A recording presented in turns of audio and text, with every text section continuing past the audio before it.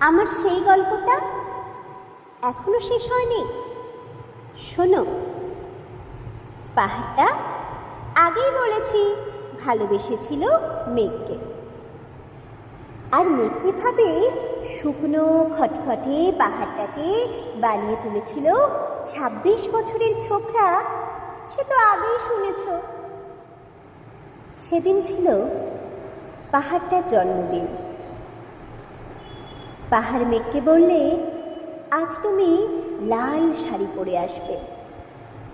মেঘ পাহাড়কে বললে, আজ তোমাকে স্নান করিয়ে দেব চন্দন জলে।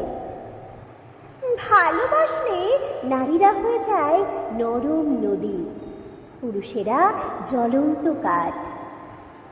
সেইভাবেই মেঘ ছিল পাহাড়ের আলিঙ্গনের আগুনে, পাহাড় ছিল মেঘের ঢেউ জলে। হঠাৎ আকাশ জুড়ে বেজে উঠল ঝড়ের জগঝম্প। ঝাঁকড়া চুল উড়িয়ে ছিনতাইয়ের ভঙ্গিতে ছুটে এলো এক ঝাঁক হাওয়া। মেঘের আঁচলের টান মেরে বললে, ওঠ ছড়ে, তোর বিয়ে।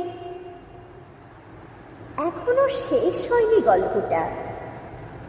বজ্রের সঙ্গে মেঘের বিয়েটা হয়ে গেল ঠিকই, কিন্তু পাহাড়কে সে কোনো দিন ভুলতে পারল না।